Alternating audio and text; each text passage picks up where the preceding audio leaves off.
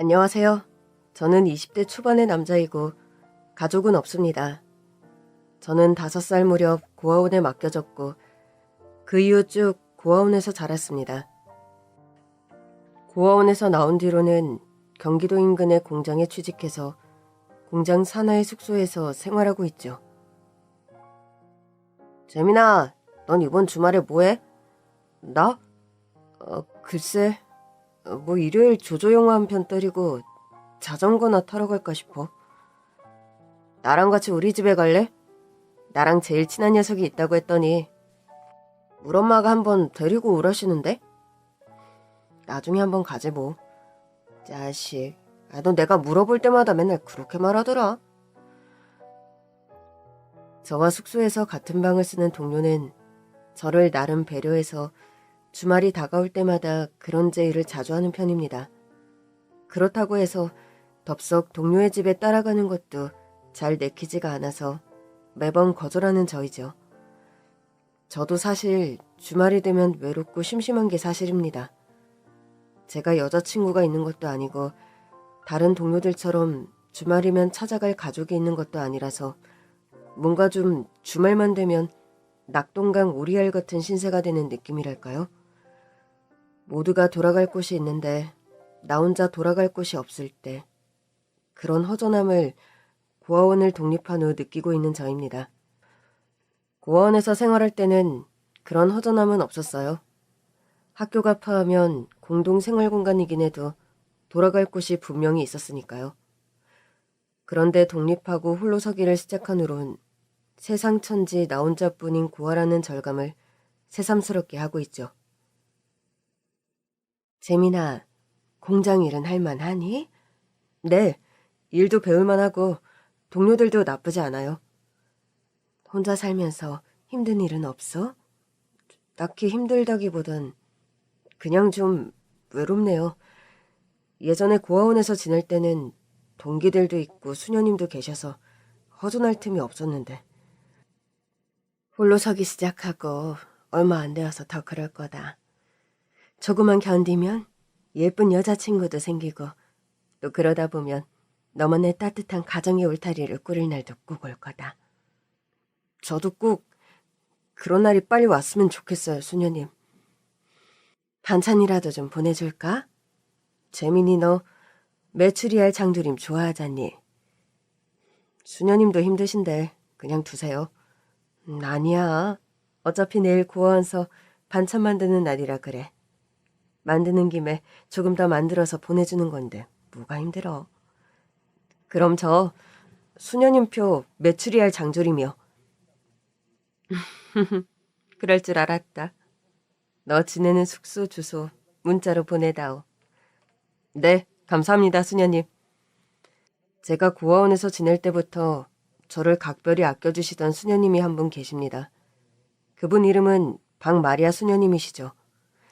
제가 어린 시절부터 말썽을 피우거나 잘못을 했을 때도 따끔하게 야단치시면서도 애정으로 저를 감싸주시던 저에게는 엄마 같고 누나 같은 그런 수녀님입니다.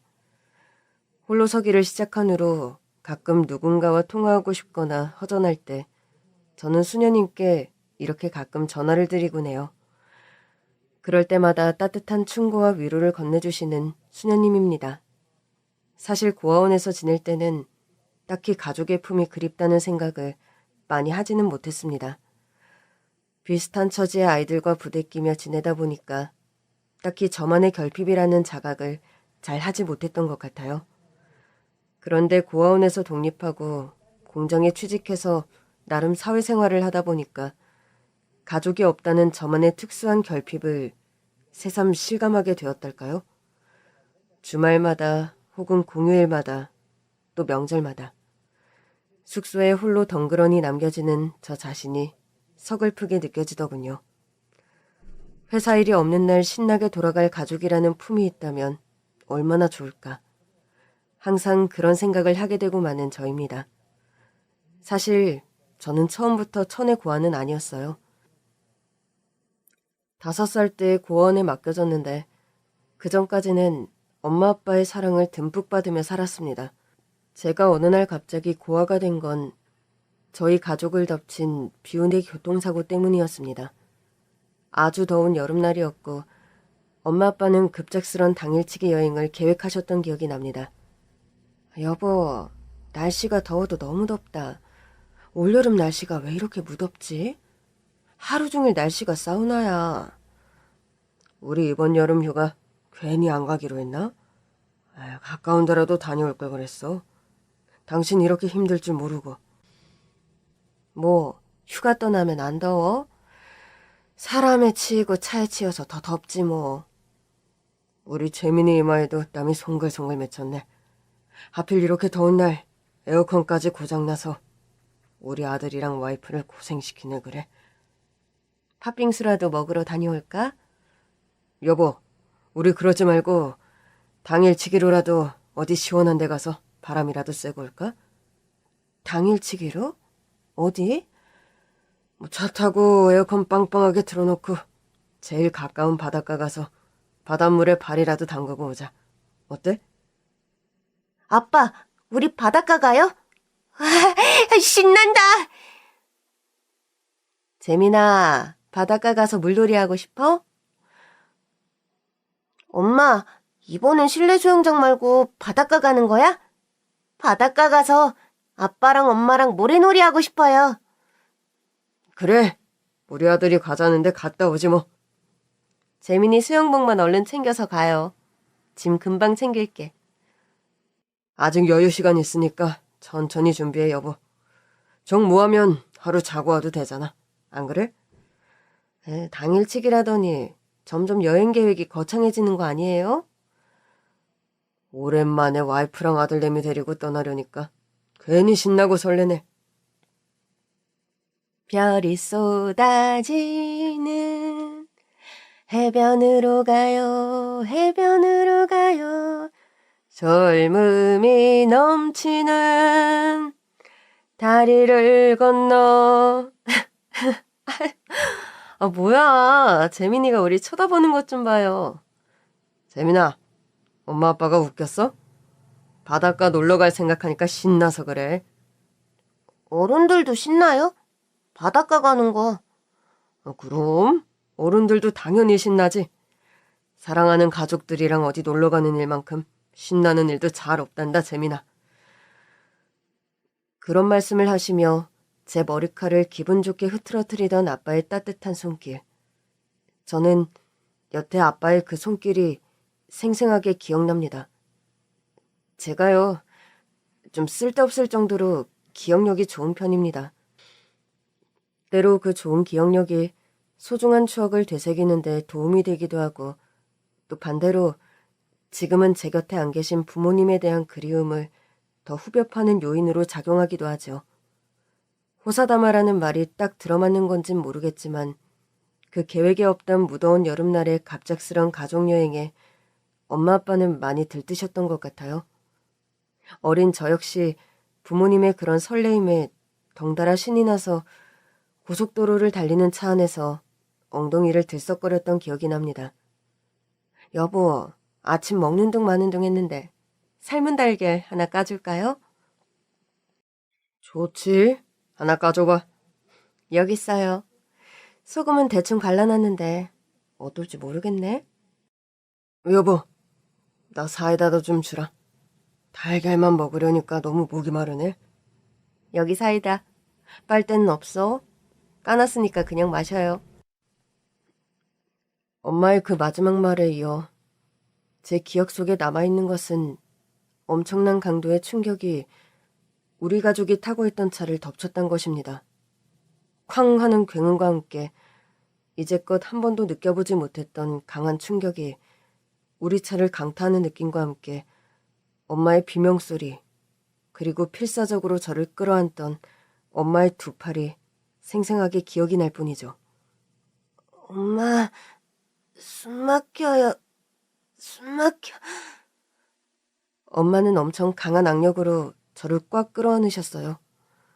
어찌나 세게 저를 끌어안으셨던지 숨을 제대로 쉴 수 없을 정도였습니다. 엄마는 어린 저를 다치지 않게 하려고 필사적으로 온몸으로 교통사고의 충격을 대신 막아내셨다는 것을 저는 후에 알게 됐죠. 지금 아이 아빠는 뇌사 상태 판정 났고 아이 엄마도 위독한데 예후가 좋진 않아. 그나마 어린아이가 상태가 양호한 것 같습니다. 그럴 수밖에 없을 거야. 사고가 나는 순간 아이 엄마가 거의 온몸으로 막다시피 아이를 끌어안아서 어린아이는 중상을 면했어. 병원 응급실에서 의식이 가물거리는 와중에서도 저는 의사와 간호사가 주고받는 말을 고스란히 들을 수 있었어요. 어린 마음에도 엄마가 나 때문에 많이 다치셨구나. 아빠는 상태가 아주 위독하시구나. 그런 사실을 알 수 있었죠. 제가 병원에서 퇴원할 때 제 곁에 엄마 아빠는 계시지 않으셨습니다. 두 분 다 교통사고로 중상을 입으셨고 병원에서 명을 달리하셨기 때문이죠. 이렇게 제가 쓸데없이 기억력이 좋아요. 좀 잊어버려서 좋을 일들도 있는데 전 사고가 나서 엄마 아빠를 잃던 날의 기억까지 고스란히 기억하는 바람에 성인이 된 지금도 가끔 그날의 일들을 떠올릴 수밖에 없죠. 아픈 기억이 너무 생생해서 괴로운 면도 있지만 온몸을 던져 희생해서 저를 구해주신 엄마의 헌신이 지금도 제 마음을 먹먹하게 합니다. 힘들고 외로워서 세상 살 맛이 안 나는 날에는 저를 꾹 끌어안던 엄마의 그 두 팔의 감촉을 되새깁니다. 엄마가 어떻게 날 살려냈는데 이런 나약한 생각 따위 사치다. 엄마에게 할 수 있는 최소한의 효도는 하며 살자. 그런 생각으로 힘든 순간마다 이를 악물며 버티고 나는 저입니다. 공장에 취직하고 나서 한동안은 정말 정신없이 시간이 흘렀습니다. 학교만 다니다 누군가 주는 월급을 받는 일을 한다는 것은 결코 녹록치 않은 일이었죠.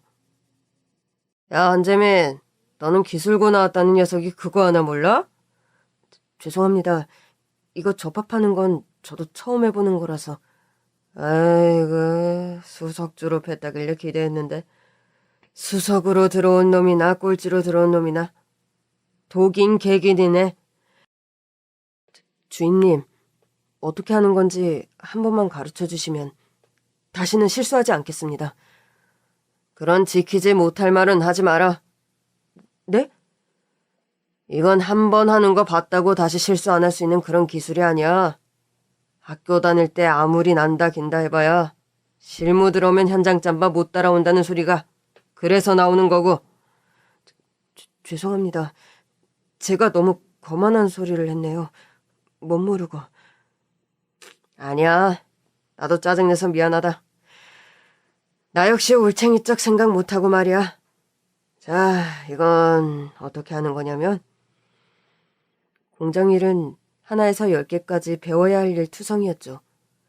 하루도 긴장하지 않는 날 없이 일에 매여 지내다 보니 퇴근해서 숙소로 돌아오면 샤워하고 골아떨어지기 일쑤였습니다. 그렇게 정신없이 수습기간이 지나던 어느 날 대망의 첫 월급날이 다가왔습니다. 재민아, 넌 첫 월급 받으면 뭐 할 거냐? 글쎄, 아직 딱히 생각 안 해봤는데. 난 솔직히 이것저것 사고 싶은 거 되게 많았거든? 휴대폰도 바꾸고 싶고 시계도 새로 하나 사고 싶었는데 아마 다 물 건너 갈 듯. 뭔가 실망스럽다는 어투로 말하는 동료였죠. 그게 무슨 말이야? 시계든 휴대폰이든 제일 바꾸고 싶은 거 골라서 바꾸면 되지. 우리 월급이 많은 건 아니지만 그거 못할 정도로 쥐꼬리는 아니잖아. 월급이 쥐꼬리여서가 아니라 여기저기 선물할 사람이 너무 많아서 말이야. 그리고 일단 첫 월급은 부모님 고스란히 드리는 거라고 말들이 많아서 일단 그럴까 생각 중이기도 하고. 그렇지. 첫 월급은 부모님 드리는 거라더라. 동료의 말을 듣고 보니 전 어디에다 월급을 쓸까 싶은 생각이 들더군요. 그런 아쉬움을 토로하는 동료가 전 솔직히 부러웠습니다. 제가 어렵게 취직한 회사에서 열심히 일한 대가로 받은 첫 월급을 부모님께 드리면 부모님은 얼마나 좋아하실까. 그런 부모님 얼굴을 보는 내 마음은 또 얼마나 행복할까. 또다시 가질 수 없는 행복감 앞에서 어쩔 수 없이 결핍과 외로움을 느끼는 저였습니다. 첫 월급을 받은 날, 저는 혼자서 부모님이 모셔진 납골당을 찾아갔습니다. 납골당에 가기 전에는 속옷 가게에 들러서 남자 내복 한 벌과 여자 내복 한 벌도 샀죠. 그렇게 선물을 챙겨 들고 엄마 아빠를 보러 갔어요. 납골당한 박스 안 빛바랜 사진 속에서 엄마 아빠는 아주 환하게 웃고 계셨습니다. 그런 부모님의 손을 한쪽씩 잡고 배를 내밀고 서 있는 어린 날의 저를 아슬한 마음으로 한참을 쳐다보았죠. 사진 속의 배경은 봄날의 동물원이었습니다. 어린이날인가를 맞아서 저희 가족은 동물원에 소풍을 갔었는데 그날 찍은 가족 사진이었어요. 그리운 그날의 기억을 하나씩 되새겨보며 사진을 한참 쳐다보는데 저도 모르게 눈물이 고이며 울컥한 마음이 들더군요. 이렇게 첫 월급을 받은 기쁜 날 부모님이 제 곁에 계시면 얼마나 좋을까 싶은 생각이 들었습니다. 우리 재민이가 언제 커서 첫 월급을 다 받아왔니? 세상에나 우리 아들 너무 장하구나. 그런데 네가 열심히 일해서 받은 월급을 엄마 아빠가 받아도 되겠니? 그렇게 저를 칭찬해 주시는 엄마 아빠의 목소리가 귀에 쟁쟁 울리는 것만 같았죠. 엄마, 나 잘 자랐어요. 걱정하지 마세요. 엄마 아빠가 안 계셔도 저 이렇게 씩씩하게 잘 자라서 취직도 하고 첫 월급도 받았어요. 저도 모르게 흐느끼려는 찰나였습니다. 할머니, 여기 오시려던 거 아니에요? 저는 소리가 나는 쪽을 쳐다보았습니다. 8살쯤 되어 보이는 여자아이의 손을 잡고 웬 할머니 한 분이 서 계시더군요. 꼬마는 그저 평범해 보였는데 할머니의 입성이 영 아주 지저분하고 누추했습니다. 속된 말로 거지 할머니라고 해도 믿을 만큼 할머니의 옷은 여기저기 뜯어지고 뭔가가 잔뜩 묻어 있었어요. 할머니, 여기 오자는데 왔으니까 이제 집으로 돌아가요. 네? 안 돼. 내가 인사해야 할 사람을 아직 못 만났어. 아이, 참. 그 사람이 대체 누군데요? 그건 네가 말해도 모른다. 쬐끄만 게 뭘 안다고 자꾸 까불어. 할머니 소원 들어드린다고 여기까지 온 건데. 전 이제 그만 집에 돌아갈래요. 배고프다. 밥 사줘. 제가 돈이 어디 있어서 밥을 사줘요, 할머니. 배고프다. 밥 먹고 택시 타고 집에 가자. 할머니, 저 지금 지갑 잃어버려서 돈 하나도 없다고요, 진짜. 가만 보니 꼬마도 그렇고 할머니도 그렇고 뭔가 사정이 여의치 않은 집의 사람들 같아 보였습니다. 두 사람은 그 후로도 옥신각신 대화를 이어갔는데 사연을 종합해보니 뭔가 배도 고프고 집에도 돌아가야 하는데 돈이 없다. 제대로 된 음식을 먹은 지 오래돼서 기운이 하나도 없다. 그런 이야기들을 궁시렁궁시렁 늘어놓는 두 사람이었습니다. 꼬마야, 너 돈 계산 잘할 줄 알지? 그럼요. 제가 수학 점수 항상 90점 이상 받는데요. 자, 그럼 내가 이 돈 봉투 줄 테니까 어디 잃어버리지 않게 잘 간수하고 가서 할머니랑 맛있는 것도 사 먹고 안전하게 택시 타서 집으로 돌아가려. 봉투 안에 보니까 돈이 되게 많은데요? 이 돈을 다 진짜 우리 주시는 거예요? 하루에 다 쓰지 말고 배고플 때마다 할머니하고 밥 사 먹으라고. 진짜 감사합니다. 이 돈이면 짜장면도 사 먹고 피자도 10번 넘게 사 먹고도 남겠다. 그래, 굶지 말고 할머니하고 맛있는 거 많이 사 먹어. 저는 딱 봐도 형편이 너무 좋아 보이지 않는 그 꼬마와 할머니에게 저의 첫 월급을 통째로 적선했습니다. 저 역시 경제적으로 넉넉한 형편은 절대 아니었지만 저는 그날 뭔가 그래야 할 것 같은 느낌이 들더군요. 고아원에서 독립해 나올 때 받은 정착지원금이 얼마간 통장에 있었고 또 전 회사의 구내식당에서 거의 식사를 해결하는 형편이라 큰돈이 들어가는 일도 거의 없었거든요. 밥 사 먹을 돈이 없어 동동거리는 꼬마와 할머니에게 첫 월급을 적선했다 생각하니 괜히 뿌듯한 마음이 드는 것도 사실이었습니다. 엄마, 아빠, 저 잘했죠? 잘했으면 크게 소리내서 칭찬 좀 해주세요. 속으로 전 그런 생각을 하며 납골당을 떠나 회사 숙소로 돌아왔습니다. 다음 날이었습니다. 여느 날과 다름없이 출근해서 일을 하고 있는데 부서의 주임님이 저를 부르는 겁니다. 한재민 씨, 잠깐 밖으로 좀 나와봐요. 주임님, 무슨 일이세요? 제가 무슨 실수라도... 아니, 그런 건 아니고 본사에서 회장님이 나오셨는데 한재민 씨를 좀 보고 싶어 하네. 회장님께서 저를 왜요? 뭐 신입사원 격려차 1대1 면담 가끔 하시는 편이에요. 그런 이유일 수도 있고 가보면 알겠지. 전 주임님을 따라서 생전 처음 사내의 화장실로 따라갔습니다. 주임님께서 노크를 몇 번 하자 안에서 들어오라는 소리가 들리더군요. 주임님은 화장실로 저를 인계한 뒤 떠나셨고 전 회장님과 독대하게 되었습니다. 그쪽이 한재민 씨 맞아요? 예, 제가 한재민이 맞습니다만 어제 납골당에서 여자아이와 할머니에게 월급 봉투 건넨 그 한재민이 맞죠? 네, 그런데 회장님께서 그걸 어떻게 아십니까? 세상에, 언제 이렇게 훤칠하고 건장한 청년이 되었나요? 너무 늦었지만 지금 이렇게라도 청년을 만나게 되어서 너무 다행입니다. 그렇게 말하더니 회장님은 갑자기 날 껴안고 대성통곡하기 시작하는 겁니다. 저는 도무지 영문을 알 수 없어서 그런 회장님을 좀 떼어내고 물었죠. 회장님, 왜 갑자기 저를 보고 그렇게 우시는 겁니까? 미안해요.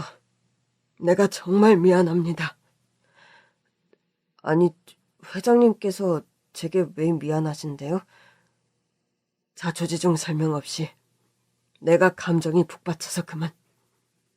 당황했죠? 일단 저기 가서 소파에 좀 앉아요. 긴 얘기를 해야 할 것 같은데 서서 이야기하는 건 무리일 것 같군요. 전 회장님을 따라가서 회장실 내 소파에 마주 앉았습니다.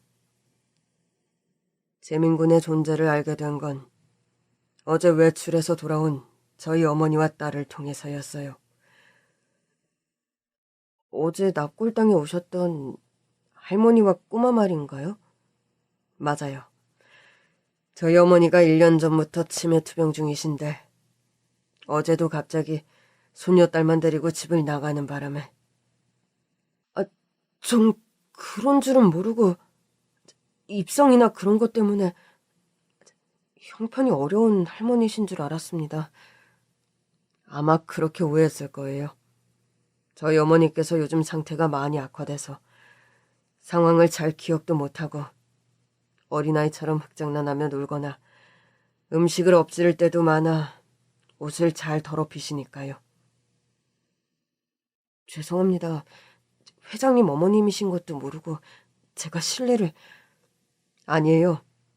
그런 말 듣자고 부른 것도 아니고 우리 딸 얘기를 듣고 보니 재민군 덕분에 딸과 어머니가 택시를 타서 집에까지 무리 없이 올 수 있었어요.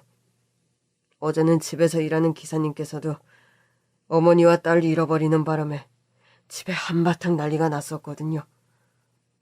그래도 집에 무사히 들어가셨다니 다행이네요. 내가 재민군 앞에서 자꾸 사정만 늘어놓고 있군요. 정말 하고 싶은 얘기는 이게 아닌데. 그렇게 말하더니 갑자기 제 앞에 무릎을 털썩 꿇는 회장님이었습니다. 아니지, 회장님, 갑자기 왜 이러세요? 저는 너무 당황스러워 자리에서 벌떡 일어나고 말았습니다. 회장님은 그런 저의 바짓가랑이를 잡으며 다시 자리에 앉히며 말을 이어가더군요. 재민건, 16년 전에 그 교통사고 기억하나요? 교통사고라면 저희 부모님께서 돌아가신 그날의 교통사고를 말씀하시는 거예요? 네, 맞아요. 그날 재민군 아버지는 크게 중상을 입어서 뇌사 상태에 빠지셨고 그분의 심장을 이식받아 목숨을 구하게 된 게 바로 나입니다. 아빠가 장기기증 서약을 해두셔서 심장 기증하고 명을 달리하셨다는 건 후에 들어서 알았지만 그 대상자가 회장님이라는 건 저는 여태 모르고 살았습니다. 전 갑작스런 회장님의 고백에 너무 깜짝 놀란 게 사실이었습니다. 아빠가 장기 기증을 하고 떠나셨다는 건 그 당시 병원에서 태어나며 사람들에게 들어서 알고 있었지만 아빠의 심장을 이식받은 사람을 이렇게 면전에 대고 만나게 될 줄은 꿈에도 생각 못하던 일이니까요. 난 이식 수술을 받기 전까지만 해도 거의 죽은 목숨이었어요. 건강이 너무 최악으로 치달아 이제 살 날이 거의 남지 않았다. 자포자기하고 있었는데. 전 그날의 사고로 부모님을 잃게 되어 비극이었지만 저희 부모님께서 그렇게 된 게 회장님 탓도 아닌데 너무 마음 아파하지 않으셔도 됩니다. 재민군 아버지 덕에 저는 죽을 뻔하다 살아났어요. 그 당시 이식 수술 받고 돌아가신 기증자의 아들이 있고 그 아들은 고아가 되는 바람에 고아원에 맡겨졌다는 소식은 들었지만 내 선에서 도와줄 수 있는 게 아무것도 없었어요. 괜찮습니다. 고아원에 맡겨지긴 했어도 전 나름 그곳에서 잘 컸어요. 재민군을 보니 잘 큰 게 맞긴 한 것 같군요. 우리 공장에 입사 서류를 훑어봤는데 학교 성적도 좋고 이곳에 들어올 때 입사 성적도 거의 탑이던데 그건 그냥 운이 좋아 그런 겁니다. 난 재민군 아버지 덕분에 덤으로 지금까지 인생을 살고 있어요. 재민군 개인에겐 엄청나게 슬픈 개인사인데 이렇게 부모 잃은 대가로 나란 사람은 덤의 인생을 살고 있으니 난 언제나 얼굴 한번 보지 않은 재민군에게 마음의 짐이 상당했어요. 그렇게 생각 안 하셨으면 좋겠습니다. 장기기증은 생전 저희 아빠 뜻이었고 그 유지에 따라 회장님처럼 아픈 분이 새 생명을 얻어 지금껏 잘 살아오셨으면 그건 역시 뜻깊은 일이라 생각 들어요. 지금은 세상에 없는 그리운 아빠의 심장이 회장님의 심장으로 기능하고 있다는 것이 문득 먹먹하고 뭉클하게 느껴지는 게 사실이었죠. 뜻깊은 일이죠. 제 입장에서 너무나 감사한 일이고 그간 재민군을 찾아 도와주고 싶었는데 제가 수술받고 나서는 저 역시 가진 게 아무것도 없는 무일푼이라 재민군을 도울 방법이 없어 너무 미안했어요. 회장님께서는 이식 수술을 받을 당시 건강도 좋지 않았지만 사업에 실패해서 거의 파산 상태였다고 합니다. 다시 재기하기까지 10년 넘는 세월이 걸렸고 재민군을 찾는데 시간이 너무 오래 걸렸어요. 그러다 보니 회장님은 원래 부친이 운영하던 원단 자재 공장을 이어받아 운영했는데 갑자기 사업이 망하면서 힘든 상황에 직면했었다고 합니다. 믿었던 동업자가 회사 돈을 횡령하고 잠적하는 바람에 회사 문을 닫을 수밖에 없었다고요. 원래부터 심장이 좋지 않았는데 그런 사업적인 실패를 겪으며 건강은 더욱 악화되었고 심장 이식 수술 말고는 답이 없던 때 저희 아빠의 심장을 기증받아 기적적으로 살아나게 되신 거였죠. 어머니, 제 인생은 이제 더 이상 답이 안 나오는 것 같습니다. 유한아, 제발 그런 소리 좀 하지 말거라, 응? 아버지께서 평생을 일구신 공장을 말아먹은 것도 너무 송구한데 제 건강 역시 이제는 바닥이에요. 그저 어머니께 너무 죄송할 따름입니다. 너 아직 안 죽었어, 유하나. 내일이라도 기증자가 나타나면 넌 목숨을 구할 수 있다고 의사 선생님께서 말씀하셨어. 그러니까 희망을... 어머니, 솔직히 저 하루하루 버텨내는 게 너무 힘들고 넌달머리 나요. 일도 실패, 건강도 실패.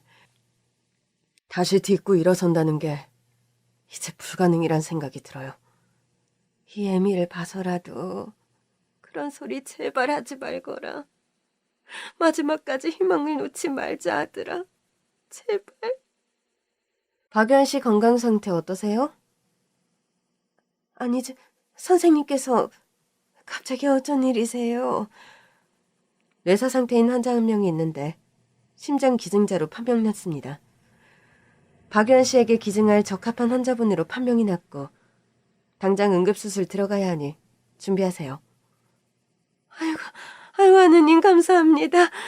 선생님, 그럼 우리 아들 목숨 건지는 건가요? 일단 수술 결과와 경과 등을 종합적으로 고려해봐야겠지만 일단 그렇다고 봐야겠죠? 그것 보렴, 유하나. 엄마가 절대로 희망을 놓지 말자고 했잖니.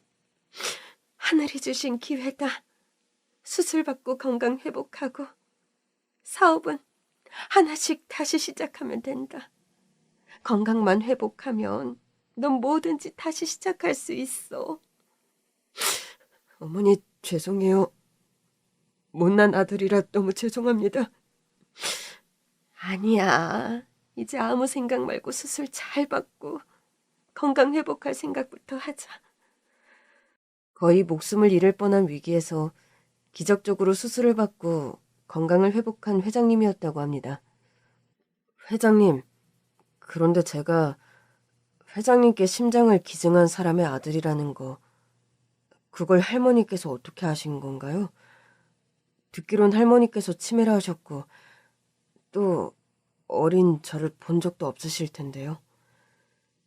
저희 어머니께서 실은 제가 심장기증 수술을 받고 건강을 회복한 후로 주기적으로 재민곤 부모님의 납골당을 찾으셨어요. 생명의 은인들에게 이렇게라도 찾아가 인사를 드려야 한다면서요. 그럼 어제는 어떻게 거기까지 오신 건가요? 치매 노인들이 원래 평소 자주 하던 행동들을 무의식적으로 반복하는 경향이 있어요.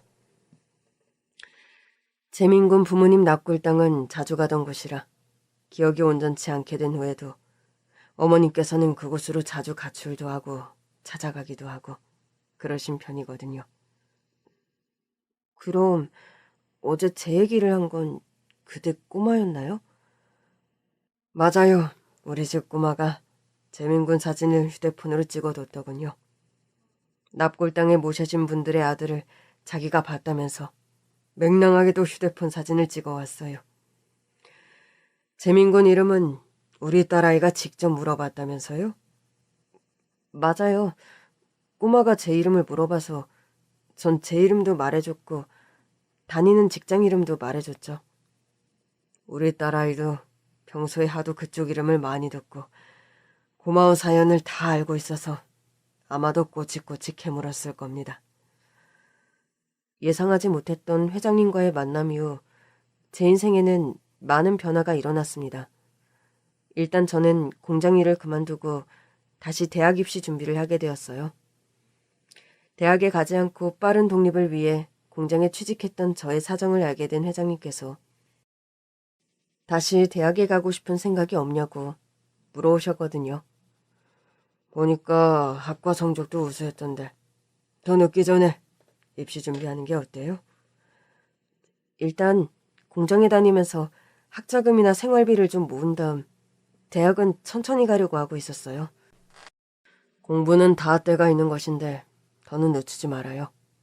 그리고 늦은 감이 있지만 이제껏 갚지 못한 은혜를 제 입장에선 앞으로 천천히 갚아나가며 살고 싶어요. 재민군에게. 그렇게 말씀하시면서 제가 서울에서 따로 지낼 조그만 아파트를 마련해 주시고 또 학비와 생활비까지 전폭적으로 지원해 주시는 회장님이었습니다. 회장님, 저 혼자 살기에 너무 넓고 좋은 집을 마련해 주셨어요. 감사합니다. 진즉에 재민군을 찾아 도왔어야 했는데 그간 사정이 여의치 않아 내가 미안해요. 공부는 할만해요? 네, 덕분에요. 학원뿐 아니라 과외 선생님까지 구해주셔서 저 솔직히 요즘 부족함 없이 공부하고 있습니다. 학교 다닐 때 공부도 제법 잘했던데 하고 싶은 일이 있어요? 나중에 대학 졸업하면? 저희 아빠가 사실 살아생전 은행원이셨어요. 어려서 장래희망 물으면 전 아빠 따라서 은행에 다닐 거라 말을 했었는데 국제적인 금융맨이 제 최종 꿈이기는 해요. 그렇군요. 재민군이 꿈을 이룰 때까지 난 아낌없는 지원을 할 거니까 공부하다 필요한 거 있으면 언제든 말해요. 그리고 이 카드 필요한 거 있으면 언제든 사서 쓰고. 이렇게 카드까지 안 주셔도 돼요, 회장님. 다달이 주시는 생활비만으로도 저는 너무 풍족하게 생활하고 있습니다. 그래도 사람이 살다 보면 생활비 외에 지출을 하게 되어 있는 거니까. 그럴 때마다 딱히 내게 부탁할 스타일도 아닌 것 같고요. 회장님께서 저희 아버지께 고마운 마음 가지시는 건 알겠지만 너무 과분하게 호의를 베풀어 주시는 것 같아요. 재민군 입장에선 어떨진 모르지만 내 입장에선 하나도 과분한 게 아니에요. 난 재민군 아버지가 아니었다면 지금 이 세상 사람이 아니에요. 재민군 아버지 덕분에 덤으로 난 살아가는 거고 재민군은 이제 내 아들이나 다름없어요. 회장님의 전폭적인 지원으로 전 무리 없이 수험 생활에 매진할 수 있었습니다. 회장님 가족은 물질적으로 저를 도와주는 것뿐 아니라 따뜻한 정과 사랑도 나눠주시는 분들이었어요. 회장님은 사업에 재기하느라 일에 몰두하는 바람에 남들보다 늦게 가정을 꾸리셨다고 합니다.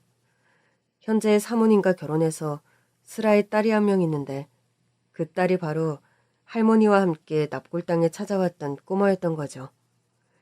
사모님께서는 정기적으로 제가 사는 집에 들러 청소도 해주시고 반찬도 가져다 주십니다.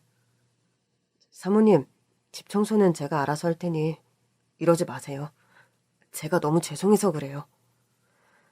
청소 같은 건 저희 집 메이드 아주머니가 오셔서 같이 도와주니까 너무 미안하게 생각 안 해도 돼요. 밑반찬 싸운 거 냉장고에 넣어뒀으니 꺼내 먹고요. 감사합니다. 저번에 가져다 주신 반찬들도 맛있게 잘 먹었어요. 공부하는 수험생은 먹는 게 정말 중요해요. 다음 주에 또 반찬 가지고 올 건데 먹고 싶은 거 없어요? 댁에서 가져다 주시는 반찬들 다 맛있어요. 그래도 특별히 먹고 싶은 게 있을 땐 미리 꼭 말해요. 알았죠? 네, 감사합니다, 사모님. 정기적으로 제가 혼자 사는 집에 들러 밑반찬이 떨어지지 않게 채워주시는 사모님이었습니다. 살면서 이렇게 살뜰한 보살핌을 받아본 적이 없던 저는 한동안 그런 생활이 적응이 잘 되지 않을 정도였죠. 집에서 만든 정갈하고 정성이 깃든 반찬을 저는 처음 먹어봤습니다. 특별한 음식이 아니어도 집밥이라는 것이, 집에서 만든 음식이라는 것이 이렇게 맛있는 거구나라는 걸 알게 된 저였죠. 전 회장님의 전폭적인 지원을 받은 입장에서 그분을 실망시키고 싶은 생각이 들지 않. 그래서 수험생활 내내 아주 악착같이 공부했습니다.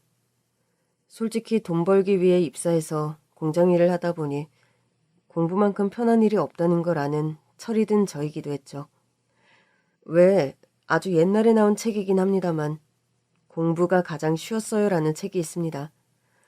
그 책을 쓴 저자는 집안 형편이 좋지 않아 닥치는 대로 일을 하다 보니 그런 말이 나온 거였죠.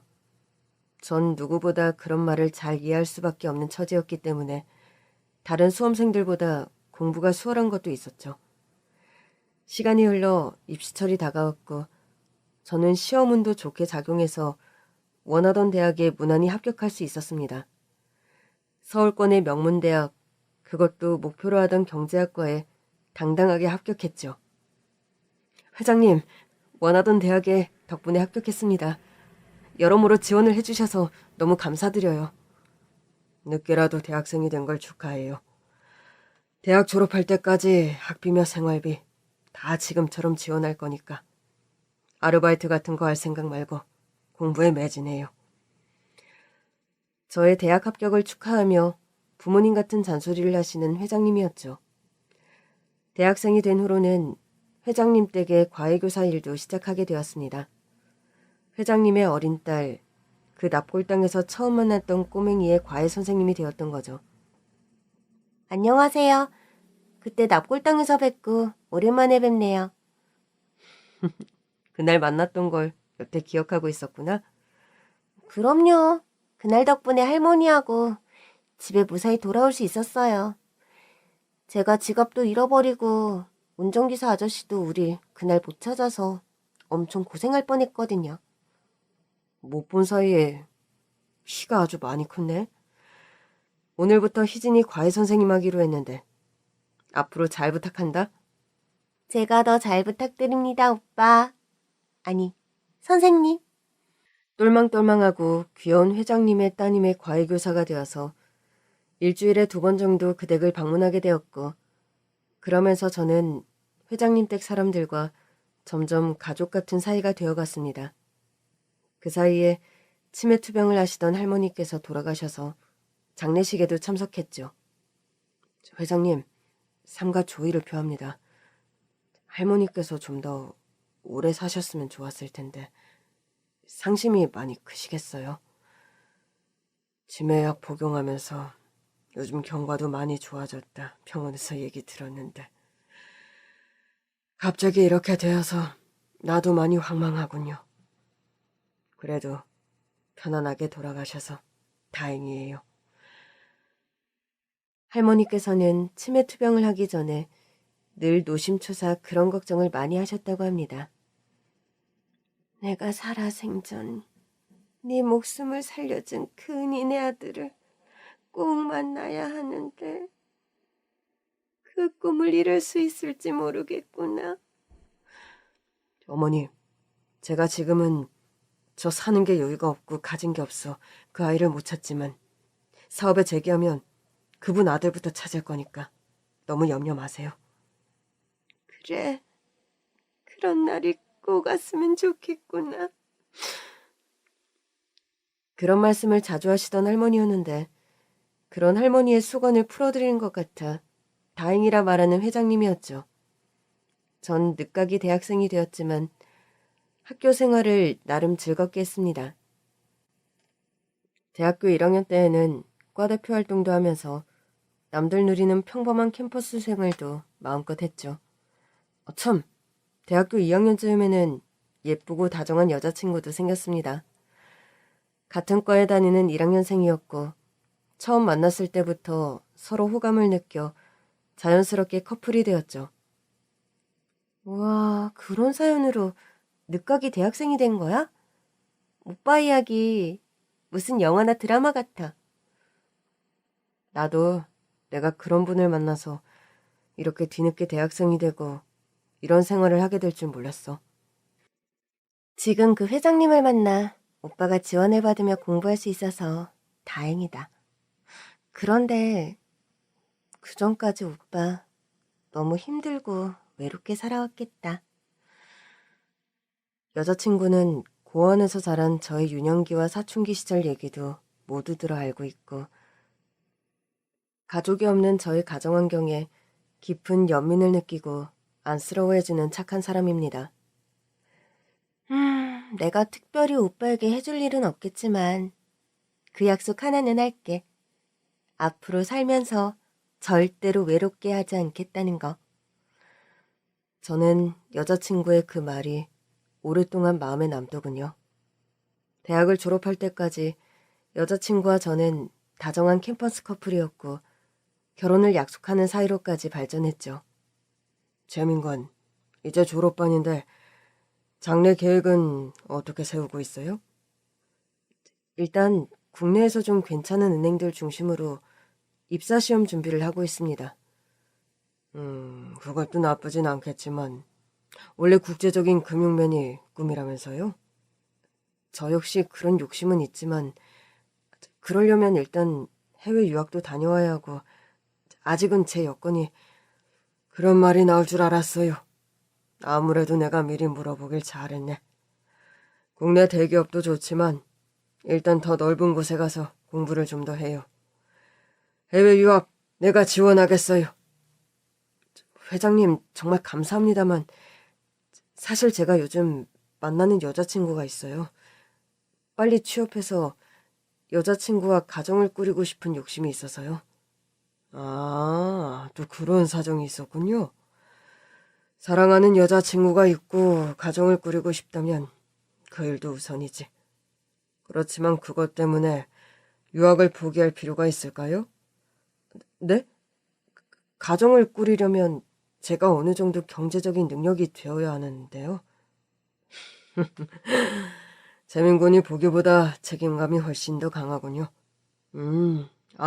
남자라면 그런 책임감이 있어야지. 결혼도 하고 유학도 떠나요. 두 마리 토끼 다 잡을 수 있도록. 내가 다 지원하겠어요. 회장님, 전 이미 회장님께 넘치게 많은 것들을 받았습니다. 대학도 졸업하는데 지금부터 제 힘으로 재민군 아버지의 심장이 지금 내 몸속에서 뛰고 있어요. 그 심장 덕분에 난 지금도 숨을 쉬고 말을 하고 걸어 다니지. 그런 것 때문인진 몰라도 난 이제 재민군이 남 같지가 않아. 내 아들이다 생각한 지 오래예요.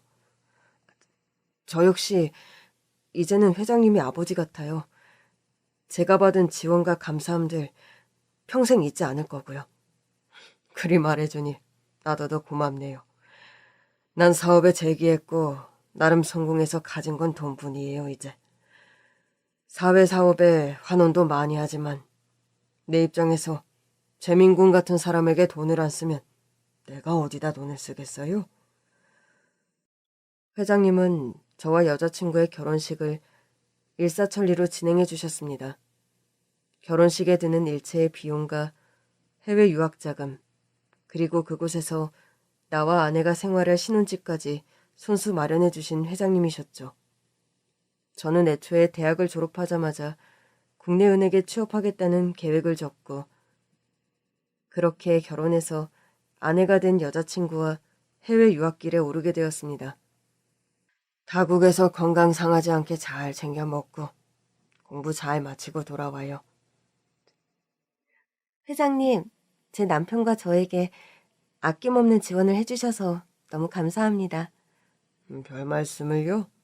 우리 재민군 외롭게 자라온 사람이니 부디 부족한 게 있더라도 너그럽게 이해하고 잘해줘요. 걱정하지 마세요. 저희 싸우지 않고 행복하게 잘 살겠습니다. 회장님 감사합니다. 열심히 공부 잘 마치고 돌아오겠습니다.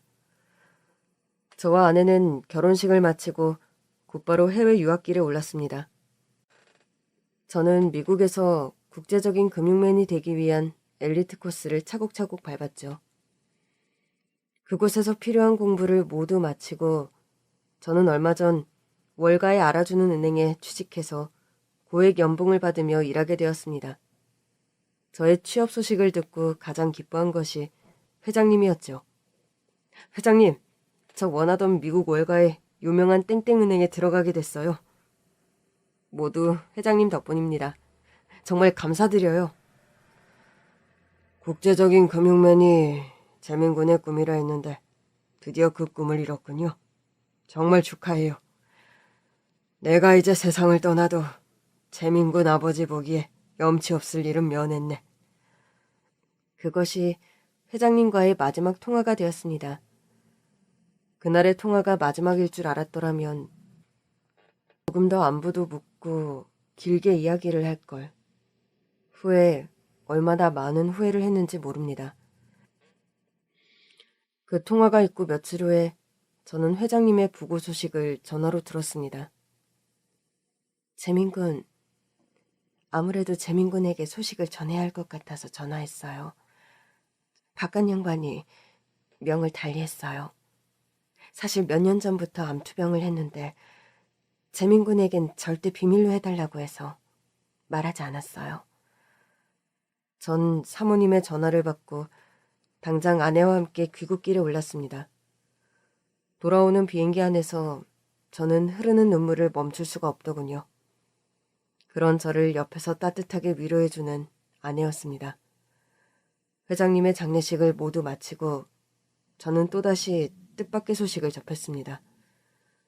회장님께서는 재산의 상당 부분을 저에게 상속하셨더군요.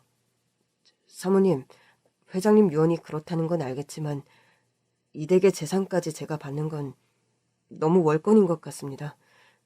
전 이미 차고 넘치게 이 댁에서 지원받았으니 재산 상속은 제가 그냥 정중히 거절하겠습니다. 아니에요. 그리고 재민군이 아무리 그렇게 말한다고 해도 회장님께서 이미 법적인 절차를 다 밟아놓으셔서 의미가 없어요.